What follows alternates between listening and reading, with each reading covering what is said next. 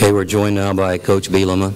Coach, we'll call on you first for an opening comment and then go to questions. Absolutely. First, give credit to A&M. Obviously, a fourth quarter to remember for them, one for us as well. I think the good news about today is, and I'm giving all the credit to A&M, they did it. But a lot of the things that caused us to lose this game today came from within our own locker room. Not getting down on my guys. It's a certain part of our process to get to where we need to be. I think we made a lot of positive steps forward, but we talk all the time, our third Arkansas edge we talk about is playing clean, and that means playing penalty free. Don't put yourself in a position to beat yourself by what you're doing, and we can't win with 8 penalties. I know that. So the good news is we can correct those things. I thought our guys did several things throughout the course of the game to get excited about, but obviously not enough to close it. Just about this experience, this was absolutely awesome. Thank Jerry Jones and Cowboys and the Cotton Bowl, and this is a great environment. I'm very, very excited to play out the length of this contract here, and hopefully for many more after that, just to get a chance to be here and be a part of it and get ourselves in the win column moving forward. But a great environment that we'll be able to remember for a while. So we got out of it. I think injury, we had Andre Tolliver just got scratched in the eyeball early in the first half. And wasn't able to return after that, but other than that, we got guys back. Demetrius Wilson wasn't really been able to practice with us. He was kind of iffy for the game. Just didn't feel he was quite ready to go this weekend. So I kind of held him out, didn't get many reps, but otherwise everybody else pretty good. With that, open up for questions. Okay, thank you, Coach. First question here on the front. Tom Coach Murphy, is right. Tom Murphy, Democrat Gazette. Brett, I'm going to specify, you were talking about you can't beat yourself, so can you speak to how critical the tripping call was when you got to the one? And secondly, the mid-range 40-something yard field goal is probably in the back of your mind. You've been wondering how well y'all could do there today. Yeah, we first with we had a tripping call on that play. It was on the backside of a play, so obviously just something that we can't do. We talk all the time about you earn everything. Well, we earned a penalty there, and that took a potential scoring play off the board for us. We'll move forward, and I love the ability to correct that more than anything. That's something that easily can be corrected. I felt really good about hitting it. John feels really good about that left hash. We were lining up to see if we got a certain look to try and run a fake on that play, but they had it covered down, so that's when we took the timeout and elected to kick the field goal and obviously pushed it a little bit to our left, or pulled it a little to our left. Okay, left side on the front. Brett, the defense had played so well for so long, and then gave a big pass plays. What do you think happened in the fourth quarter and overtime on those plays? I think on the very first one that got over top of us, they got on top of us and did a nice job of executing it. On the overtime play, they did a little flare bubble, and our guys' eyes weren't in the right spot. 2 deep balls, actually 3 deep balls that I know today. When I turned around and saw the play develop, and our eyes were in the wrong spot. We constantly talk on defense that your eyes will tell you everything you need to know, but if your eyes are in the wrong spot, if you're looking at something you're not supposed to, they turn into lion eyes, and that's exactly what happened on a couple of those key plays. And to be quite honest, the part that's exciting about that is you eradicate those plays by simply keeping your eyes where they need to be, and you play a lot of really good football. Let's move back to Coach's right. Mitch Roberts, 4029 Sports. Coach, what do you tell a young man that is involved in a big penalty, a game changer like that? Do you talk to him right after the game or in the plane? How do you handle that situation? You talking about with Dan? Yeah. I let him know on the sideline that you earn everything that you do. And unfortunately, it's a life lesson that he's got to go through. Dan Skipper's done a lot of really positive things for us. He's a kid on and off the field that does a lot of really good things, but there's no need for that there. So it's a life lesson that we all got to endure. That play didn't lose a game for us, but it's part of the process, and I think he'll understand that. His teammates will understand it, and we'll take it as a learning experience to move forward. And as a head coach, I got to coach him better to understand that that's just something that doesn't belong in the game for what we're doing. Okay, we'll go back to the left here on the front row. Coach Bo Manning with Sports Talk. Can you explain just what happened offensively in the fourth quarter? Yeah, obviously didn't.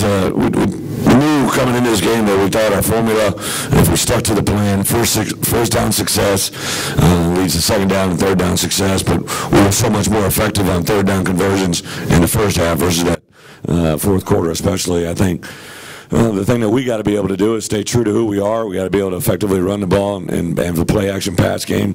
They did some minor adjustments, and we adjusted back with that, but we got to be able to execute when the time comes.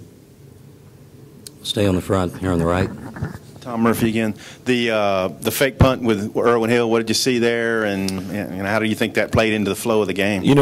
Sam's a very gifted athlete. We know he can run the ball to a right, to a left, and punt it, so we want to take advantage. They gave us a look that we wanted. After that, they just looked to me. I triggered it, and obviously a great job of executing. I didn't know if he was going to get in the end zone over there, but he did a really nice job with that. Good job of some downfield blocks, but obviously not enough to win the game. Okay, on the left side of Coach. Bret, Yeah. Bret, what do you think of the defensive play overall? And on the last play of the game, on the 4th and 1, you guys obviously are a good running team. Did you think about play action in there? And just what do you think of A&M's defense on that play? Yeah, we obviously called a run. It is what it is. Ran a play that we've been pretty successful on, and weren't able to execute as far as getting it done. But what was the first part of the question? How the defense played overall.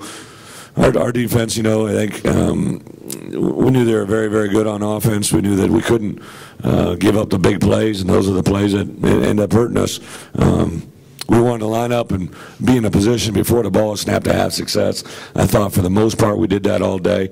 Took advantage of a couple opportunities in the turnovers, but we weren't able to turn those points in, or take those turnovers and generate points off them in the second half. That was really big. So again, just a big learning experience. If we'd called a pass on that last 4th and 1 and didn't convert it, we would have said we would have tried to run it. So, and I thought Jim called a good game, and we got to be able to execute. But on the same account, it's a learning lesson for all of us. Other questions for Coach? We'll stay on the front. Bo? We'll go left side first. Coach, I know right now it's probably hard to talk about what kind of progress you made, but you talked about going into the game. You wanted to see how far you'd come since the Auburn game when you didn't score in the second half, didn't show up for those last 2 quarters like you wanted to. So what did you learn today about your team? Well, we had a chance to make it a 3-score game, and I thought when we weren't able to do that, you could kind of almost feel that momentum slide, and we told our guys on the sidelines, you got to stand blow for blow, hit for hit, but we weren't able to persevere, and I don't know, the good Lord's got a plan for everybody, and for whatever reason, we weren't able to have the success we wanted to in the end here, but there are a lot of positive steps, but I didn't fly to Dallas to make a positive step. We came here to win, and I think our players did, and to get that close and to not have it, it's a critical week for us. We have a recruiting plan we're going to stay in check with. We've got a 3-day work plan with Tuesday, Wednesday, Thursday. We got to get our guys healed up. A lot of broken hearts. The good thing is these hearts can be mended if they're handled the right way and treated the right way. And let our kids know I love them to death, but there's going to be some things there that they got to hone into and own to make a positive out of a very negative situation here today. Have time for just 2 or 3 more questions. I think we have one in the middle of the room. Coach, you talked about the team learning from this. What is it you want them to learn? That when you got your foot on somebody's throat, keep it on it. I think we need to have that killer mentality to put that thing away, to find a way to get it done, whether it's a first down or a scoring drive or a third down stop or a execution in the fourth quarter on a third down call in the timeout period or in the overtime period. Come up with a defensive stop, and on the flip side of it, come up with a first down when we get the ball. We got 4 downs to do it there, and weren't able to do it. So a lot of growth that this team has got out there. The fun thing for us, I think, is I think A&M is a pretty good football team. Some people were talking about them being possibly one of the top 4 teams if you had that playoff vote right now, and we were right there. And you give me another year, we'll look forward to seeing these guys again next year. Let's swing back to the right. Coach, Clay Henry with Hogs Illustrated.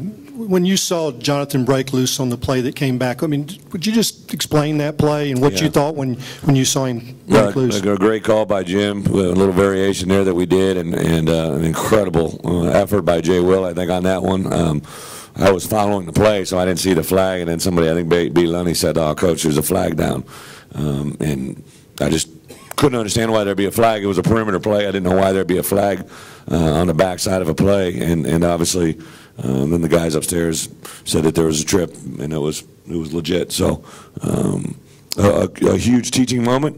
Again, something to really take a moment and grow from, and I put myself in that same scenario. I mean, as head coaches, you got to take full responsibility for the actions of everybody there on that football field, and I got to let them understand and know that that there's just no place for that to be executed and run clean to have an effect on our football team the way it possibly did.